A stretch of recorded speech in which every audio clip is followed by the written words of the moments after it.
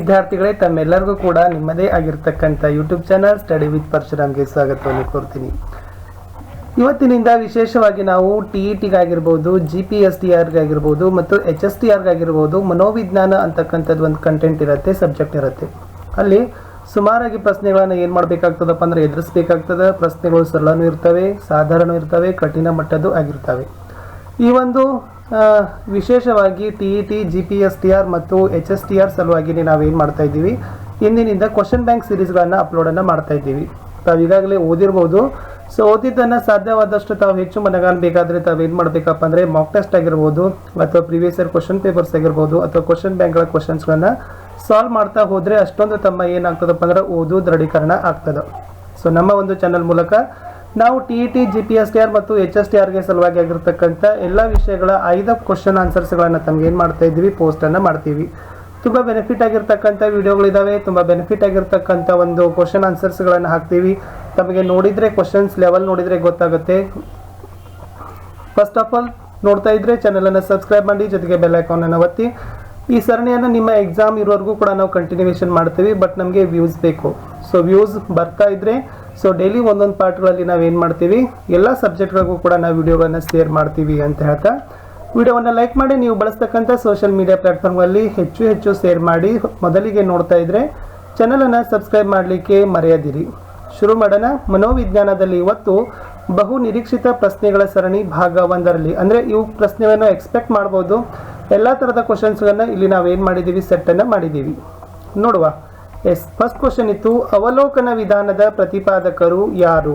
ಹಾಗಾದರೆ ಅವಲೋಕನ ವಿಧಾನ ಇದೆಯಲ್ಲ, ಸೊ ಇದನ್ನು ಪ್ರತಿಪಾದಿಸಿರ್ತಕ್ಕಂಥ ವಿಜ್ಞಾನಿ ಬಂದ್ಬಿಟ್ಟು JB ವ್ಯಾಟ್ಸನ್ ಅಂತಕ್ಕಂಥದ್ದು ರೈಟ್ ಆನ್ಸರ್. ಪ್ರಶ್ನೆ 2, ಮನೋವಿಜ್ಞಾನವನ್ನು ವರ್ತನೆಯ ಅಧ್ಯಯನ ಅಂತ ಹೇಳಿದವರು ಯಾರು? ಸೊ ಮುಖ್ಯವಾಗಿ ಮನೋವಿಜ್ಞಾನವನ್ನು ವರ್ತನೆಯ ಅಧ್ಯಯನ ಅಂತ ಹೇಳಿರ್ತಕ್ಕಂಥ ಒಬ್ಬ ಮನೋವಿಜ್ಞಾನಿಯೇ JB ವ್ಯಾಟ್ಸನ್ ಅಂತ ಹೇಳ್ತೀವಿ. ಪ್ರಶ್ನೆ 3, ಆಧುನಿಕ ಮನೋವಿಜ್ಞಾನದ ಪಿತಾಮಹ ಯಾರು? ತುಂಬ ಇಂಪಾರ್ಟೆಂಟ್ ಇದೆ. ಲಾಸ್ಟ್ ಟೈಮು ಈ ಕ್ವಶನ್ಸ್ ಏನಾಗಿತ್ತಪ್ಪ ಅಂದ್ರೆ ರೇಸ್ ಆಗಿತ್ತು. ಸೊ ಯಾರನ್ನ ಆಧುನಿಕ ಮನೋವಿಜ್ಞಾನದ ಪಿತಾಮಹ ಅಂತ ಕರೀತಾರೆ ಅಂದರೆ ವಿಲ್ ಹೆಲ್ಮ್ ಊಂಟ್ ಅವರನ್ನ ಏನಂತಾರೆ, ಆಧುನಿಕ ಮನೋವಿಜ್ಞಾನದ ಪಿತಾಮಹ ಅಂತ ಕರೀತಾರೆ. ಪ್ರಶ್ನೆ 4, ವರ್ತನಾ ಪಂಥದ ಪ್ರತಿಪಾದಕರು ಯಾರು? ಸೊ ತಮಗೆ ಭಾಳ ಇಂಪಾರ್ಟೆಂಟ್ ಇದೆ. ವರ್ತನಾ ಪಂಥ ಅಂತ ಒಂದು ಬರ್ತದ, ಗೆಸ್ಟಾಲ್ಟ್ ಪಂಥ ಅಂತ ಒಂದು ಬರ್ತದ, ಕ್ರಿಯಾಪಂಥ ಬರ್ತದ, ಮಾನವತಾವಾದ ಬರ್ತದ. ಇವೆಲ್ಲ ಪ್ರತಿಪಾದಕರನ್ನ ತಾವು ನೆನಪಿನಲ್ಲಿ ಇಟ್ಕೊಳ್ಳೇಬೇಕು. ಈ ವರ್ತನಾ ಪಂಥದ ಪ್ರತಿಪಾದಕರು JB ವ್ಯಾಟ್ಸನ್ ಅಂತಕ್ಕಂಥದ್ದು right answer. Next most important, ಮನೋವಿಜ್ಞಾನವನ್ನು ಆತ್ಮದ ಅಧ್ಯಯನ ಅಂತ ಕರೆದವರು ಯಾರು? ಸೊ ಮುಖ್ಯವಾಗಿ ಮೊದಲಿಗೆ ಮನೋವಿಜ್ಞಾನವನ್ನು ಆತ್ಮದ ಅಧ್ಯಯನ ಅಂತ ಕರೆದಿರ್ತಕ್ಕಂಥವ್ರೆ ಅರಿಸ್ಟಾಟಲ್ ಮತ್ತು ಪ್ಲೇಟೋ ಅಂತಕ್ಕಂಥ ತತ್ವಜ್ಞಾನಿಗಳು. ಪ್ರಶ್ನೆ 6, ಮಾನವತಾ ಪಂಥದ ಪ್ರವರ್ತಕರು ಯಾರು? ಸೊ ಮಾನವತಾ ಪಂಥದ ಪ್ರವರ್ತಕರು ಯಾರಪ್ಪ ಅಂದರೆ ಅಬ್ರಹಂ ಮ್ಯಾಸ್ಲೋ ಅವರನ್ನು ಏನಂತ ಕರೀತಾರೆ, ಮಾನವತಾ ಪಂಥದ ಪ್ರವರ್ತಕರು ಅಂತ ಕರೀತಾರೆ. ಮುಂದಿನ ಪ್ರಶ್ನೆ ಹೇಳಿತು, ಜ್ಞಾನಾತ್ಮಕ ಪಂಥದ ಪ್ರತಿಪಾದಕರು ಯಾರು? ಸೊ ಜ್ಞಾನಾತ್ಮಕ ಪಂಥದ ಪ್ರತಿಪಾದಕರನ್ನ ಜೀನ್ ಪಿಯಾಜೆ ಅಥವಾ ಜಾನ್ ಪಿಯಾಜೆ ಅಂತಲೂ ಕೂಡ ಏನು ಮಾಡ್ತಾರಪ್ಪ ಅಂದರೆ ಕರೀತಾರೆ. ಸೊ ಜೀನ್ ಪಿಯಾಜೆ ಅಂತಕ್ಕಂಥದ್ದು ಜ್ಞಾನಾತ್ಮಕ ಪಂಥದ ಪ್ರತಿಪಾದಕರು ಆಗಿದ್ರು. ಮೋಸ್ಟ್ ಇಂಪಾರ್ಟೆಂಟ್ ಇದೆ, ಮನೋವಿಶ್ಲೇಷಣಾ ಪಂಥದ ಪ್ರತಿಪಾದಕರು ಯಾರು? ಈ ಕ್ವಶನ್ ಏನಾಗದಪ್ಪ ಅಂದ್ರೆ ಬಹಳ ಸರಿ ರಿಪೀಟ್ ಆಗದ. ಸೊ ಯಾರನ್ನ ಮನೋವಿಶ್ಲೇಷಣಾ ಪಂಥದ ಪ್ರತಿಪಾದಕರಂತ ಕರೀತಾರೆ ಅಂದರೆ ಸಿಗ್ಮಂಡ್ ಫ್ರಾಯ್ಡ್ ಅವರನ್ನ.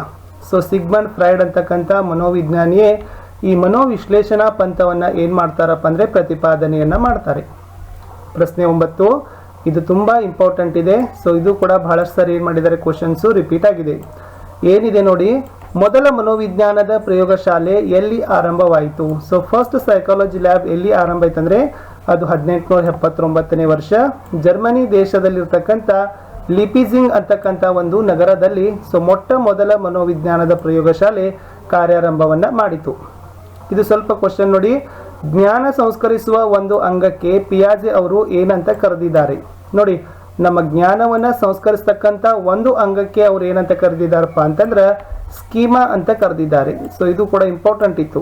ಸೊ ಸ್ಕೀಮಾ ಅಂದರೆ ಜ್ಞಾನ ಸಂಸ್ಕರಿಸುವ ಒಂದು ಅಂಗ.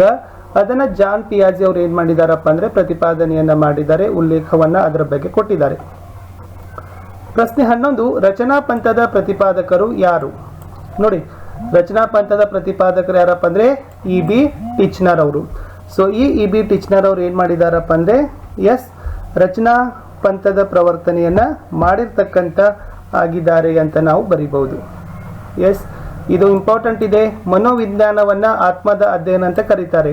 ಬಟ್ ಇದನ್ನು ತಿರಸ್ಕರಿಸಿರ್ತಕ್ಕಂಥವ್ರು ಯಾರು ನೋಡಿ. ಮನೋವಿಜ್ಞಾನವನ್ನು ಆತ್ಮದ ಅಧ್ಯಯನ ಅನ್ನೋದಕ್ಕೆ ತಿರಸ್ಕರಿಸಿರ್ತಕ್ಕಂಥ ವಿಜ್ಞಾನಿ ಮನೋವಿಜ್ಞಾನಿ ಕೆಂಟ್ ಅಂತ ಹೇಳ್ತಾರೆ. ಪ್ರಶ್ನೆ 13 ಎಸ್ ಗೆಜಾಲ್ಟ್ ಪಂಥವನ್ನು ಪ್ರತಿಪಾದನೆ ಮಾಡಿರ್ತಕ್ಕಂಥವ್ರು ಯಾರು? ತುಂಬ ಇಂಪಾರ್ಟೆಂಟ್ ಇದೆ. ಈ ಕ್ವಶನ್ಗಳನ್ನು ಕೂಡ ನಾವೇನು ಮಾಡಿದ್ದೀವಿ ಪ್ರೀವಿಯಸ್ ಇಯರಲ್ಲಿ ನೋಡಿದ್ದೀವಿ. ಈ ಗೆಜಾಲ್ಟ್ ಪಂಥವನ್ನು ಪ್ರತಿಪಾದಿಸಿರ್ತಕ್ಕಂಥವ್ರು ಮ್ಯಾಕ್ಸ್ ವರ್ದಿಮರ್ ಅಂತಕ್ಕಂಥ ಮನೋವಿಜ್ಞಾನಿ ಅವರೇ ಗೆಜಾಲ್ಟ್ ಪಂಥವನ್ನು ಪ್ರತಿಪಾದನೆಯನ್ನು ಮಾಡಿದ್ದಾರೆ. ಪ್ರಶ್ನೆ 14 ಮಾನವನ ಮನಸ್ಸಿನ 3 ಅವಸ್ಥೆಗಳನ್ನು ಗುರುತಿಸಿದವರು ಯಾರು? ನೋಡಿ, ಮಾನವನ ಮನಸ್ಸಿನಲ್ಲಿ 3 ಅವಸ್ಥೆಗಳಿದ್ದಾವೆ, 3 ಹಂತಗಳಿದ್ದಾವೆ ಅಂತ ಯಾವ ಮನೋವಿಜ್ಞಾನಿ ಹೇಳಿದಾನಂದ್ರೆ ಸಿಗ್ಮಂಡ್ ಫ್ರಾಯ್ಡ್ ಅವರು ಹೇಳಿದ್ದಾರೆ. ಸೊ ಮಾನವನ ಮನಸ್ಸಿನಲ್ಲಿ 3 ಅವಸ್ಥೆಗಳಿದ್ದಾವೆ ಅನ್ನೋದನ್ನೇ ಮೊದಲಿಗೆ ಉಲ್ಲೇಖ ಮಾಡಿದವನೇ ಸಿಗ್ಮಂಡ್ ಫ್ರಾಯ್ಡ್. ಎಸ್, ಈ ಸಿಗ್ಮಂಡ್ ಫ್ರಾಯ್ಡ್ ಅವರು ಉಲ್ಲೇಖ ಮಾಡಿರ್ತಕ್ಕಂಥ ಮಾನವನ ಮನಸ್ಸಿನ 3 ಅವಸ್ಥೆಗಳು ಯಾವುವು? ಒಂದನೇದು ಈದ್, ಎರಡನೇದು ಈಗೋ, ಮೂರನೇದು ಸೂಪರ್ ಈಗೋ. ಇವು 3 ಏನಪ್ಪ ಅಂತಂದರೆ ಸಿಗ್ಮಂಡ್ ಫ್ರಾಯ್ಡ್ ಅವರು ಹೇಳಿರ್ತಕ್ಕಂಥ ಮಾನವನ ಮನಸ್ಸಿನ 3 ಅವಸ್ಥೆಗಳು. 17ನೇ ಪ್ರಶ್ನೆ ನೋಡಿ, ಮನೋವಿಜ್ಞಾನದ ಯಾವ ವಿಧಾನಕ್ಕೆ ನೈದಾನಿಕ ವಿಧಾನ ಅಂತ ಕರೀತಾರೆ? ಇದು ತುಂಬ ಇಂಪಾರ್ಟೆಂಟ್ ಆಗಿರ್ತಕ್ಕಂಥ ಕ್ವಶನ್ ಇತ್ತು. ಓಕೆ, ಡಯಾಗ್ನೋಸ್ಟಿಕ್ ಅಂತ ಕರೀತಾರೆ ಅದನ್ನು ಯಾವುದನ್ನು ವ್ಯಕ್ತಿ ಅಧ್ಯಯನ ಕೇಸ್ ಸ್ಟಡಿಯನ್ನು ಏನಂತ ಕರೀತಾರೆ? ನೈದಾನಿಕ ವಿಧಾನ ಅಂತ ಕರೀತಾರೆ. ಅವಲೋಕನ ಅಥವಾ ವೀಕ್ಷಣಾ ವಿಧಾನದ ಪ್ರತಿಪಾದಕರೇ ಜೆ.ಬಿ. ವ್ಯಾಟ್ಸನ್. ಇದು ನೆನಪಿಟ್ಕೊಳ್ಬೇಕು. ಅವಲೋಕನ ವಿಧಾನಕ್ಕೆ ಇರತಕ್ಕಂಥ ಇನ್ನೊಂದು ಹೆಸರೇ ವೀಕ್ಷಣಾ ವಿಧಾನ. ನೋಡೋದು, ಅಬ್ಸರ್ವೇಷನ್ ಮಾಡೋದು ಅಂತ ಇದರ ಅರ್ಥ. 18 ಇಂಪಾರ್ಟೆಂಟ್ ಇದೆ ಕ್ವಶನು ನೋಡಿ. ಪ್ರಮುಖ ಮನೋವಿಜ್ಞಾನಿಗಳಾಗಿರ್ತಕ್ಕಂಥ ಥಾರ್ನ್ಡೈಕ್ ಆಗಿರ್ಬೋದು, ಸ್ಕಿನ್ನರ್ ಆಗಿರ್ಬೋದು ಮತ್ತು ಪೌಲೋ ಆಗಿರ್ಬೋದು. ಇವೆಲ್ಲ ಮನೋವಿಜ್ಞಾನಿಗಳು ಯಾವ ಪಂಥದಲ್ಲಿ ಬರ್ತಾರೆ? ಅವರೆಲ್ಲರೂ ಎಲ್ಲಿ ಬರ್ತಾರಪ್ಪ ಅಂದ್ರೆ ವರ್ತನಾ ಪಂಥದ ಮುಖ್ಯ ಮನೋವಿಜ್ಞಾನಿಗಳು ಆಗಿದ್ದಾರೆ. ಥಾರ್ನ್ಡೈಕ್, ಸ್ಕಿನ್ನರ್, ಪೌಲೋ ಈ ಪ್ರಸಿದ್ಧವಾಗಿರ್ತಕ್ಕಂಥ ಮನೋವಿಜ್ಞಾನಿಗಳು ವರ್ತನಾ ಪಂಥದ ಮನೋವಿಜ್ಞಾನಿಗಳೇ ಆಗಿದ್ದಾರೆ. ಪ್ರಶ್ನೆ 19 ಮಗು ಮತ್ತು ಯಾವುದೇ ವ್ಯಕ್ತಿ ಕಲಿಯುವ ಯಾವುದೇ ವಿಷಯವನ್ನು ಅರ್ಥ ಮಾಡಿಕೊಂಡು ಕಲಿಯುವುದಾಗಿದೆ. ಇದು ಯಾವ ಪಂಥದ ವಾದ? ಇದು ಗೆಸ್ಟಾಲ್ ಪಂಥದ ವಾದ ಅಂತ ಕರೀತಾರೆ. ತಮಗೆ ಕೇಳ್ತಾರೆ ಗೆಸ್ಟಾಲ್ ಪಂಥ ಅಂದರೆ ಏನು? ಈ ಗೆಸ್ಟಾಲ್ ಪಂಥದಲ್ಲಿ ಏನು ಹೇಳ್ತಾರಪ್ಪ ಅಂದರೆ ಮಗು ಮತ್ತು ಯಾವುದೇ ವ್ಯಕ್ತಿ ಕಲಿತಕ್ಕಂಥ ಯಾವುದೇ ವಿಷಯ ಆತ ಅರ್ಥ ಮಾಡಿಕೊಂಡೇ ಕಲಿತಾನೆ ಅಂತಕ್ಕಂಥದ್ದೇ ಗೆಸ್ಟಾಲ್ ವಾದ ಅಂತ ಹೇಳ್ತೀವಿ. ಪ್ರಶ್ನೆ 20 ಮಾನವನು ಬದುಕುವಾಗ ಪರಿಸರದಲ್ಲಿನ ಯಾವುದೇ ಉದ್ದೀಪನಗಳಿಗೆ ಒಳಗಾಗದೆ ತನ್ನ ಅಗತ್ಯಕ್ಕೆ ಅನುಗುಣವಾಗಿ ಪರಿಸರವನ್ನು ಬದಲಾಯಿಸಿಕೊಳ್ತಾನೆ ಅಂತಕ್ಕಂಥದ್ದು ಯಾವ ಪಂಥದ ವಾದ? ಅಂದರೆ ಮನುಷ್ಯನ ಅಗತ್ಯತೆಗಳು ಏನಾಗ್ತಾವಪ್ಪ ಅಂದ್ರೆ ಪರಿಸರದೊಂದಿಗೆ ಬದಲಾಗ್ತವೆ ಅಂತ ಹೇಳಿರ್ತಕ್ಕಂಥದ್ದೇ ಮಾನವತಾ ಪಂಥ ಅಂತ ಕರಿತೀವಿ. ಇದನ್ನು ಮ್ಯಾಸ್ಲೋ ಅವರು ಹೇಳಿದ್ದಾರೆ ಅನ್ನೋದನ್ನು ಆಲ್ರೆಡಿ ನಾವು ನೋಡಿದ್ದೀವಿ. ಇನ್ನು 21ನೇ ಕ್ವಶನ್ ಇತ್ತು, ಮಾನವನ ಮಾನಸಿಕ ಕ್ರಿಯೆಗಳಾಗಿರ್ತಕ್ಕಂಥ ತಾರ್ಕಿಕತೆ, ಗ್ರಹಿಕೆ, ಸ್ಮೃತಿ, ವಿಸ್ಮೃತಿ, ಆಸಕ್ತಿ, ಅವಧಾನ ಮುಂತಾದವುಗಳ ಬಗ್ಗೆ ಅಧ್ಯಯನ ಮಾಡ್ತದೆ ಅಂತಕ್ಕಂಥ ಯಾವ ಪಂಥ ಹೇಳ್ತದ? ನೋಡಿ, ಮನುಷ್ಯನಲ್ಲಿರ್ತಕ್ಕಂಥ ಮಾನಸಿಕ ಕ್ರಿಯೆಗಳಾಗಿರ್ತಕ್ಕಂಥ ತಾರ್ಕಿಕತೆ, ಗ್ರಹಿಕೆ, ಸ್ಮೃತಿ, ವಿಸ್ಮೃತಿ, ಆಸಕ್ತಿ, ಅವಧಾನ ಇವೆಲ್ಲ ಅಧ್ಯಯನ ಮಾಡ್ತದ ಅಂತ ಹೇಳಿರ್ತಕ್ಕಂಥ ಯಾವ ಪಂಥದವರು? ಕ್ರಿಯಾ ಪಂಥದವರು ಹೇಳಿದ್ದಾರೆ. ಪ್ರಶ್ನೆ 22 ಮನೋವಿಜ್ಞಾನವನ್ನ ಮನಸ್ಸಿನ ಅಧ್ಯಯನ ಅನ್ನೋದಕ್ಕೆ ತಿರಸ್ಕಾರ ಮಾಡಿದ ವಿಜ್ಞಾನಿ ಜೆ.ಬಿ. ವ್ಯಾಟ್ಸನ್. ಇವರು ತಿರಸ್ಕಾರ ಮಾಡಿದ್ದಾರೆ, ಅದು ಮನಸ್ಸಿನ ಅಧ್ಯಯನ ಅಲ್ಲ ಅಂತಕ್ಕಂಥದ್ದು. 23ರಲ್ಲಿ ಮನೋವಿಜ್ಞಾನವನ್ನ ಮನಸ್ಸಿನ ಅಧ್ಯಯನ ಅಂತಂದ್ರು ಡಾಂಟೆ. ಸೊ ಡಾಂಟೆ ಅವ್ರು ಏನು ಹೇಳ್ತಾರೆ? ಮನಸ್ಸಿನ ಅಧ್ಯಯನ ಅಂತ ಹೇಳಿದ್ದಾರೆ. ಬಟ್ ಮನಸ್ಸಿನ ಅಧ್ಯಯನಕ್ಕೆ ತಿರಸ್ಕರಿಸಿದವರು ಜೆ.ಬಿ. ವ್ಯಾಟ್ಸನ್ ಅವರು. 24 ಇತ್ತು ಜೆ.ಬಿ. ವ್ಯಾಟ್ಸನ್ ಯಾವ ದೇಶದ ಮನೋವಿಜ್ಞಾನಿ? ಈ ಕ್ವಶನ್ ಕೂಡ ಇಂಪಾರ್ಟೆಂಟ್ ಇದೆ. ಜೆ.ಬಿ. ವ್ಯಾಟ್ಸನ್ ಇದಾರಲ್ಲ ಅವರು ಅಮೆರಿಕ ದೇಶದ ಮನೋವಿಜ್ಞಾನಿ. ಇ.ಬಿ. ಟಿಚ್ನರ್ ಅವರು ಯಾವ ದೇಶದ ಮನೋವಿಜ್ಞಾನಿ? ಅವರು ಕೂಡ ಬ್ರಿಟನ್ ದೇಶದ ಮನೋವಿಜ್ಞಾನಿಯಾಗಿದ್ದಾರೆ, ಇ.ಬಿ. ಟಿಚ್ನರ್. ಸೊ ಆತ್ಮೀಯ ಸ್ಪರ್ಧಾ ಆಕಾಂಕ್ಷಿಗಳೇ, ಇಲ್ಲಿಯವರೆಗೆ 25 ಮನೋವಿಜ್ಞಾನದ ಪ್ರಶ್ನೆಗಳನ್ನು ಹಾಕಿದ್ದೀವಿ. ಏನಾದರೂ ಡೌಟ್ ಅನಿಸಿದ್ರೆ ಕಮೆಂಟ್ ಬಾಕ್ಸ್ನಲ್ಲಿ ಪಿನ್ನನ್ನು ಮಾಡಿ. ಪ್ರಶ್ನೆಗಳು ಹೇಗಿದ್ದವು ಅನ್ನೋದಕ್ಕೆ ಅನಿಸಿಕೆಗಳಿದ್ರೆ ತಾವುಗಳು ಹಾಕಬೇಕು. ವ್ಯೂಸ್ ಬಂದರೆ ನೆಕ್ಸ್ಟ್ ಪಾರ್ಟಲ್ಲಿ ಏನು ಮಾಡ್ತೀವಿ, ಕಂಟಿನ್ಯೂವನ್ನು ಮಾಡ್ತೀವಿ. ಮತ್ತೆ